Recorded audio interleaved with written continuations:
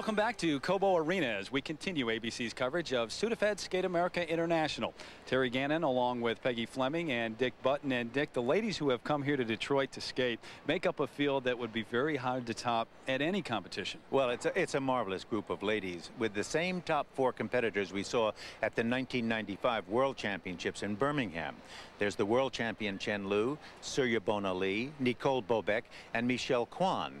And currently in second place is Irina Slutskaya, an energetic young teenager from Russia. Now, all of these skaters will vie for the world title in Edmonton next March. And believe me, we and ABC will be there with bated breath.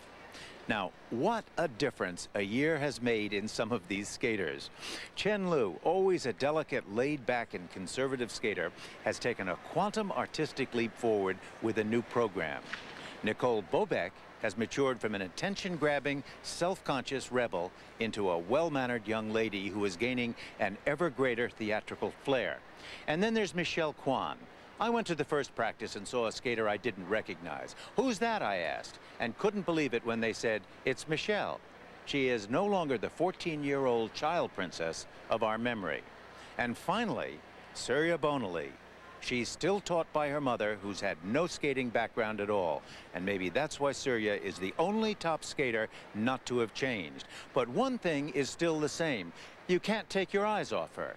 And Dick, I really think one of the most interesting aspects of ladies figure skating is watching how these young athletes deal with the inevitable maturation process. It's one that they all must endure at some point as a teenager. And Peggy, you went through all this.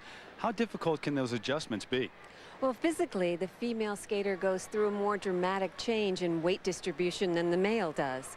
That delicate age between 13 and 17 is an enormous adjustment for any young woman, especially for an athlete whose sport is based on balance and technique. It can be extremely awkward. But the skater that has been taught good basic technique from the beginning will sail through these changes with little difficulty. And with that in mind, the growth that we will see this season in these young ladies and how they handle this crucial turning point will ultimately help determine the outcome of the 1998 Olympic Games. And the standings after the ladies' short program, Chen Lu of China leads, Slutskaya and Kwan follow. And of course, the increased prize money this year, $30,000.